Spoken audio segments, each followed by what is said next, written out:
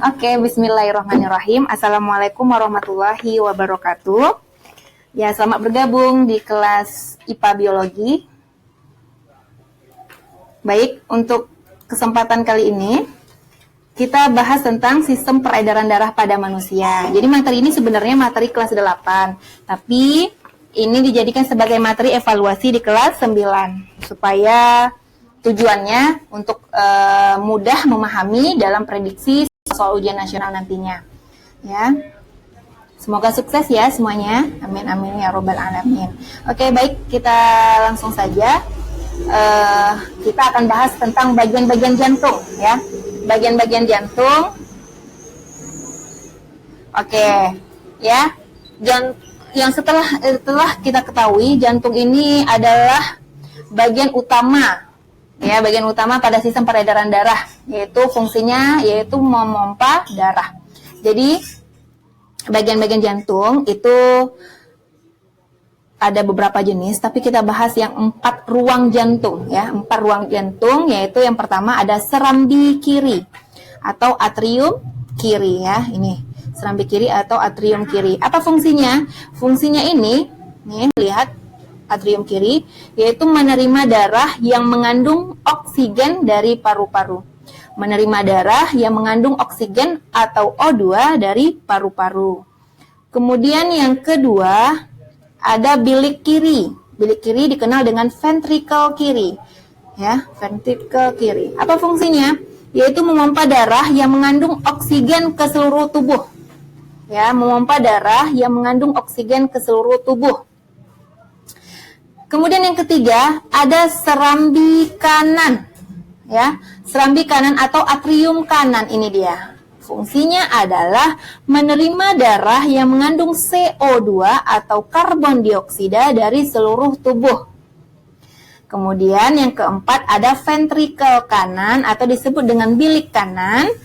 Fungsinya memompa darah yang mengandung karbon dioksida atau CO2 ke paru-paru.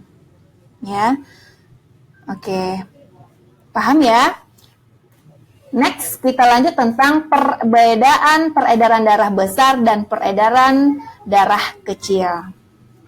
Ya, peredaran darah besar atau dikenal dengan sistemik.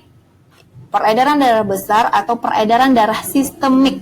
Ya, setelah kita tahu bagian-bagian pada jantung tadi, sekarang kita masuk ke jenis-jenisnya. Jadi secara umum pada manusia terbagi menjadi 2 jenis sistem peredaran darah, yaitu peredaran darah besar dan peredaran darah kecil. Yang ini adalah peredaran darah besar atau disebut dengan sistemik.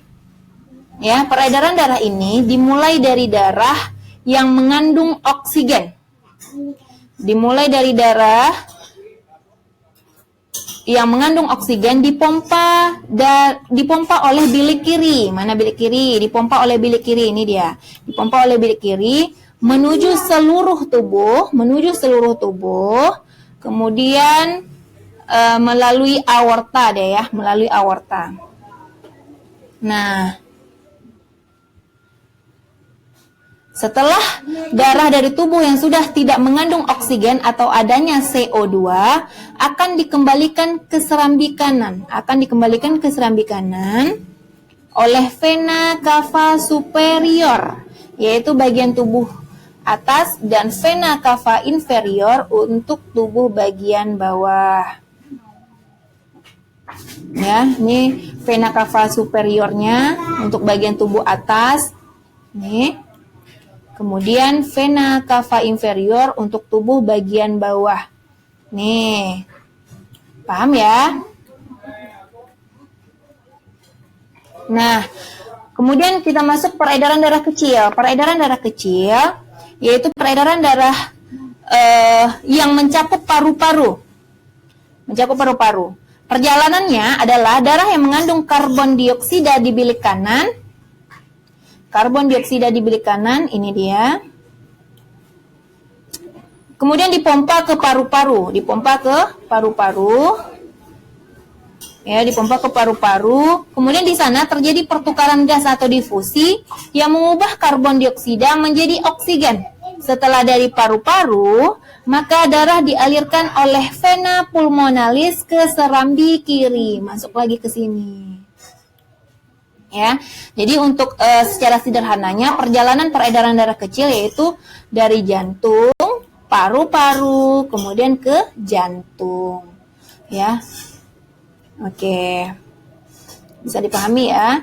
Kemudian kita masuk perbedaan antara arteri dengan vena. Ini beberapa soal yang muncul. Sering banget muncul soal seperti ini, menanyakan tentang perbedaan antara arteri dengan vena. Kita lihat dari beberapa aspek. Dari arah, kalau arteri itu arahnya itu dari jantung ke seluruh tubuh. Jadi dia berarti meninggalkan jantung, karena dari jantung mengarah ke seluruh tubuh. Kemudian kalau vena, sebaliknya menuju jantung, artinya dari seluruh tubuh ke jantung, ya. Kemudian dilihat letak. Kalau arteri itu agak ke dalam, kalau vena ini dia agak keluar, bahkan dekat dari kulit atau permukaan tubuh. Kemudian tipis kebiru-biruan ya. Oke, kita lihat dari struktur. Kalau arteri ini tebal, kuat, dan elastis. Kalau vena lebih tipis dan tidak elastis. Kemudian dari denyutan, kalau arteri itu denyutnya terasa, kalau vena denyutnya tidak terasa. Kemudian katup, arteri hanya satu tempat, yaitu di dekat jantung. Kalau vena di sepanjang pembuluh.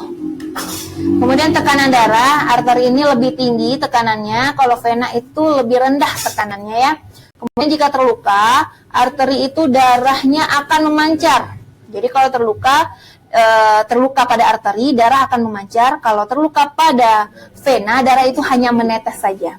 Kemudian dilihat dari kandungan darah, kalau arteri itu memiliki kandungan oksigen dan sari-sari makanan. Tapi di sini ada pengecualian, kecuali untuk arteri pulmonalis. Artinya, berarti arteri pulmonalis memiliki banyak karbon dioksida. Kemudian kandungan darah pada vena yaitu memiliki kandungan karbon dioksida dan uap air. Di sini pengecualiannya adalah vena pulmonalis. Artinya, vena pulmonalis memiliki banyak kandungan oksigen, sebaliknya ya. Kemudian di sini ada cara kerja sistem peredaran darah pada manusia, ya. Di sini kita lihat ada gambar, kita bisa melihat arah-arah tanda panah. Itu adalah cara kerja sistem peredaran darah pada manusia. Jadi sistem peredaran darah adalah sebuah siklus, ya. Sistem peredaran darah itu adalah sebuah siklus. Di dalam jantung, darah di vena akan masuk ke serambi kanan. Serambi kanan atau disebut dengan atrium kanan. Kemudian menuju bilik kanan, ya.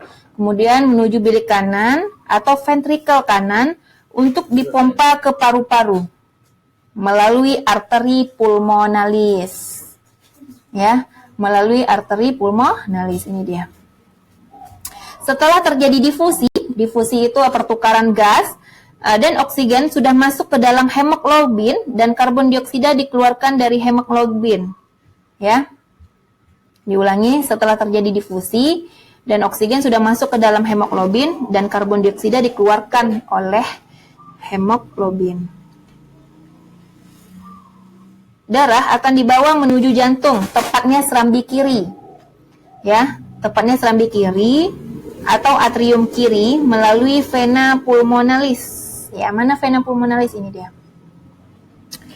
Ya, di sana darah akan dialirkan ke bilik kiri atau ventrikel kiri untuk dipompa ke seluruh tubuh. Ya, untuk dipompa ke seluruh tubuh. Beberapa darah memasuki usus untuk mengambil sari-sari makanan dan dibawa ke hati atau liver. Nah, jadi ya, beberapa darah memasuki usus untuk mengambil sari-sari makanan, kemudian dibawa ke hati atau liver. Melalui apa? Melalui vena porta hepatica. Ya. Oke. Setelah itu, ada juga darah yang menuju ke ginjal untuk melakukan penyaringan darah. Nah, di sini sisa-sisanya menuju ke seluruh sel di dalam tubuh untuk dilakukan metabolisme. Setelah itu, semua darah yang mengandung sisa metabolisme atau karbon dioksida akan kembali ke jantung melalui vena. Oke.